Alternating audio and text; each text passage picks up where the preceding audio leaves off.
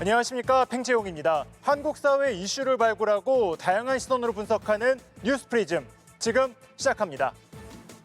이번 주 뉴스프리즘이 풀어갈 이슈 함께 보시겠습니다. 국민의 뜻을 존중해야죠. 그거를. 그러나 저는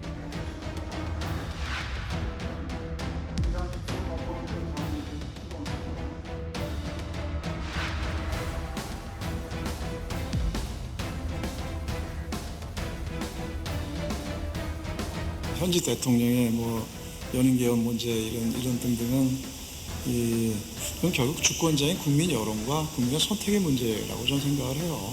여러 정치적 당사자들이 그에 대해서 어떻게 합의하느냐.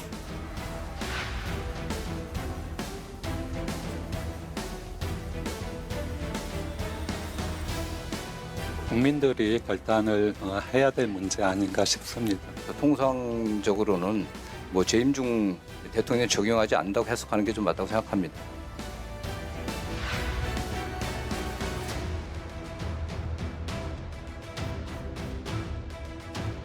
정말 연임 개헌을 추진한다면 그것이 바로 진정한 내란이 될 것입니다.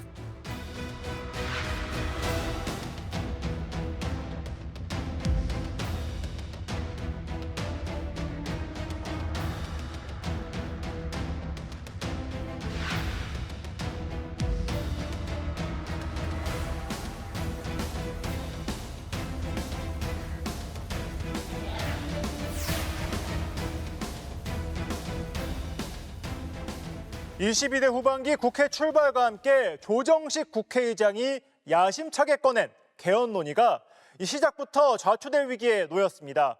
대통령의 연임은 국민 선택의 문제라는 이 발언이 문제가 된 건데요. 개헌 추진에 다시 힘이 실릴 가능성은 현재로선 크지 않아 보입니다. 홍서영 기자입니다. 문제의 발단은 조정식 국회의장의 기자간담회 발언이었습니다. 현직 대통령의 연임 개헌 문제 이런 등등은 그건 결국 주권자인 국민 여론과 국민의 선택의 문제라고 저는 생각을 해요. 개헌을 통한 이 대통령의 연임 가능성이 열려 있다는 취지로 해석될 수 있는 대목입니다. 논란이 커지자 당사자인 조 의장 측은 물론 청와대까지 일제히 수습에 나섰습니다. 국민적 공감대와 정치권의 합의를 바탕으로 진행돼야 한다는 원론적 입장을 밝힌 것입니다. 현행헌법에 현직 대통령의 연임을 포함한 개헌은 현실적으로 불가능하다 이렇게 말. 우리 헌법 128조 2항은 대통령의 임기 연장을 위한 헌법 개정의 경우 개헌 당시 대통령에 대해선 효력이 없다고 규정하고 있습니다. 그러나 국민의힘은 조 의장과 청와대의 해명이 수상쩍다며 연임하지 않겠다는 명확한 답변을 내놓으라고 촉구했습니다. 이재명 대통령을 지목해 직접 연임은 없다는 입장을 밝히라는 겁니다. 국민들 앞에 연임은 없다 이 5글자를 말하지 못하면 국민들은 곧 이재명 탄핵이라는 새로운 5글자로 넘어갈 것입니다. 연임이라는 연기가 계속 흘러나오는 것은 이재명 대통령의 심중에 연임하고 싶은 마음이 굴뚝 같기 때문입니다. 제 말이 틀렸습니까?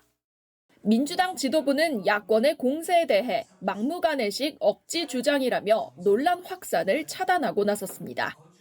다만 당 원로들도 딱 잘랐어야 했다, 대응이 너무 늦었다고 비판에 나섰고 전당대회를 앞둔 당권 주자들도 일제히 문제의 소지가 있다는 입장을 밝혔습니다. 이 대통령이 관련해 별다른 언급을 내놓지 않은 가운데 청와대는 이 대통령이 직접 나서 논란을 더 키울 필요가 없다는 입장입니다. 이 대통령은 이미 지난해 대선 후보 당시 헌법 개정을 통한 연임 가능성에 선을 그은 바 있습니다. 당연히 국민의 뜻을 존중해야죠. 그거를.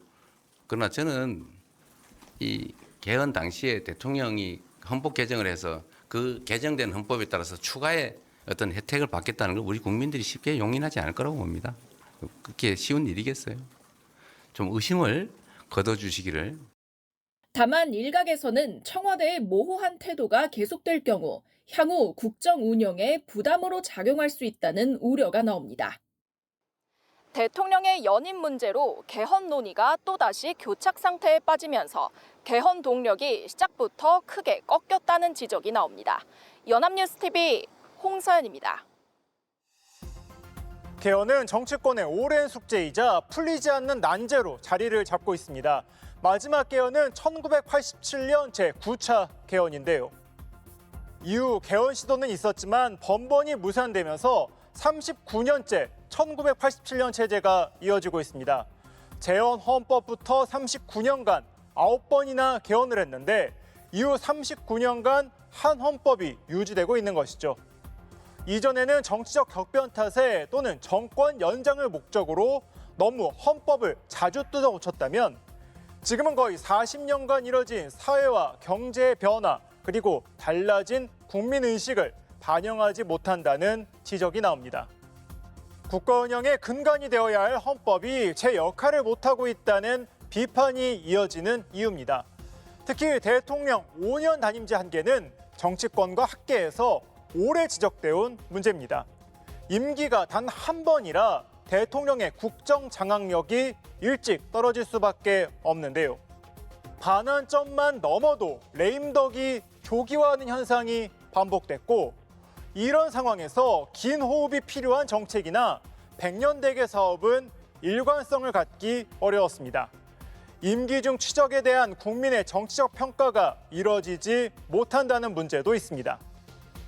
이 같은 권력 구조의 문제점을 해결하기 위해 정치권에서는 꾸준히 개헌론을 꺼냈지만 여야 간, 진영 간, 계층 간 견해차와 그 의도에 대한 의심 탓에 제대로 된 논의가 이뤄지진 못했습니다. 가장 최근 불발된 개헌 논의를 보면 여야 합의가 얼마나 쉽지 않은지 알 수 있습니다. 22대 전반기 국회의장이었던 우원식 전 의장은 지난 4월 민주당, 조국혁신당, 진보당, 개혁신당 등과 함께 개헌안을 발의했습니다. 권력구조 등 첨예한 쟁점은 드러내고 개헌 요건 강화 등 합의 가능한 내용부터 단계적 개헌을 하자는 구상이었는데요. 6.3 지방선거와 함께 국민투표까지 시행하는 방안을 추진했습니다. 그러나 개헌 의결 정족수 191명을 채우려면 국민의힘에서 최소 12명의 참여가 필요했지만 설득에 끝내 실패했습니다. 필리버스터로 응답하는 걸 보니까 더 이상의 의사 진행이 소용이 없겠다 하는 생각이 듭니다. 의장은 헌법 개정안 상정하지 않겠습니다.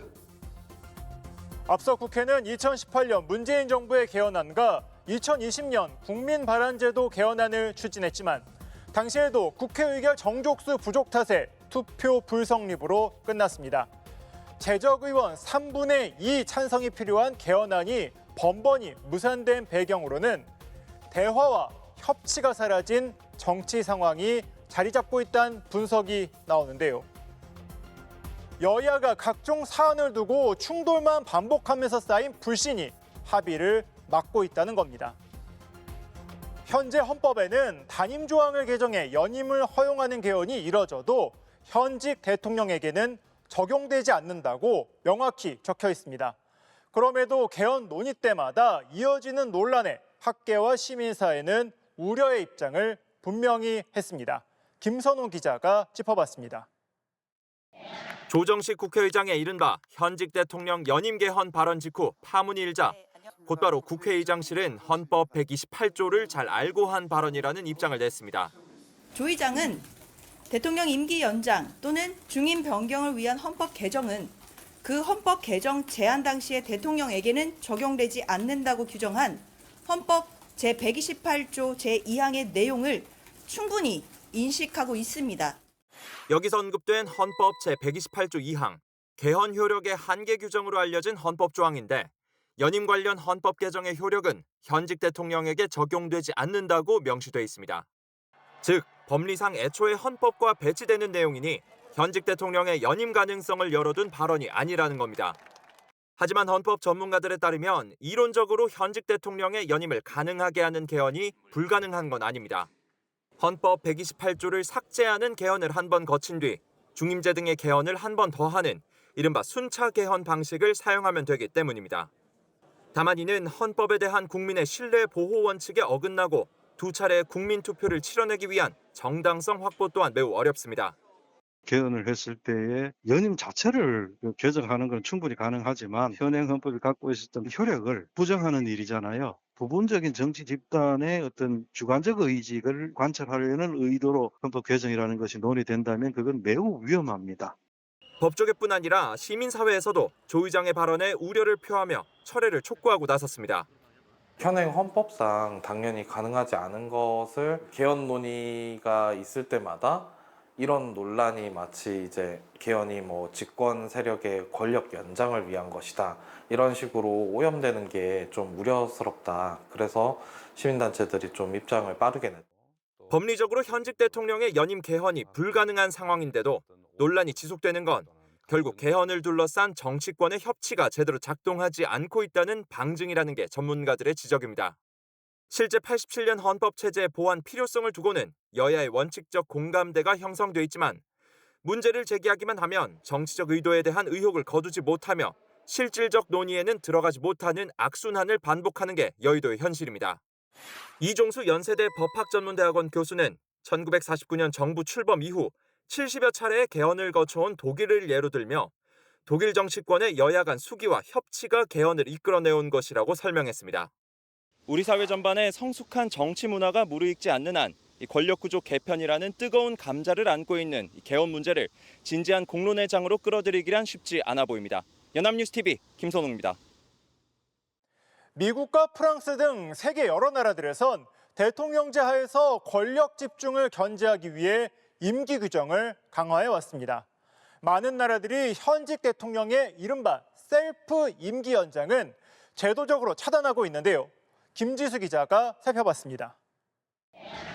대통령제의 본고장인 미국에선 수정헌법 22조로 누구도 대통령에 2차례 넘게 선출될 수 없다고 명시하고 있습니다. 대공황과 제2차 세계대전이라는 국가 비상사태를 이유로 4선에 성공한 프랭클린 D 루즈벨트 전 대통령 이후 과도한 권력 집중과 장기 집권을 법적으로 막기 위해 1951년 비준됐습니다. 그럼에도 도널드 트럼프 미국 대통령은 지난해 1월 재집권한 이후 3선 가능성을 직접 거론했다가 발을 빼거나 모호하게 답을 하는 방식으로 여지를 남겨두려는 태도를 보여왔습니다. 최근 백악관 출입기자협회 만찬에서도 연설을 하던 도중 농담처럼 세 번째 임기를 언급했습니다. But just like my presidency, the second time is always better.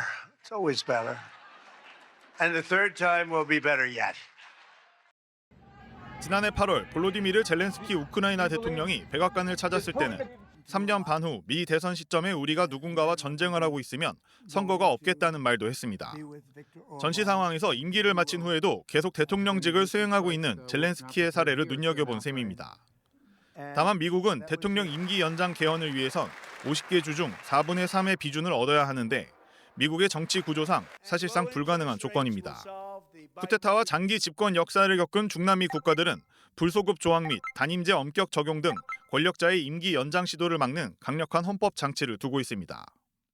프랑스, 대만은 우리 헌법 제128조 2항처럼 개정 당시 국가 원수에 대해서 임기 연장 또는 중임 변경의 효력이 없다고 명시한 조문은 없지만 정치적 제동 장치가 마련돼 있습니다. 프랑스는 2000년 대통령 임기를 7년에서 5년으로 축소했고 2008년 연속 3연임을 법으로 금지했습니다.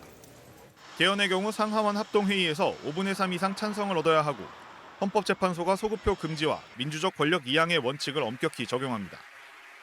대만 총통은 3선 이상은 금지되며 헌법을 개정하더라도 현직 총통에게는 적용되지 않는 것이 관례입니다. 또 개헌을 위해선 국회의원 4분의 3 이상의 찬성으로 발의한 뒤 전체 유권자 과반수 찬성을 얻어야 합니다. 연합뉴스TV 김지수입니다. 22대 후반기 국회 시작과 함께 불거진 연임 개헌 논란은 이 논의의 동력을 순식간에 얼어붙게 만들었습니다. 조 의장은 내년 중후반 개헌 합의를 위해 특위 구성 계획까지 말했지만 실현 가능성은 현재로선 매우 낮은데요.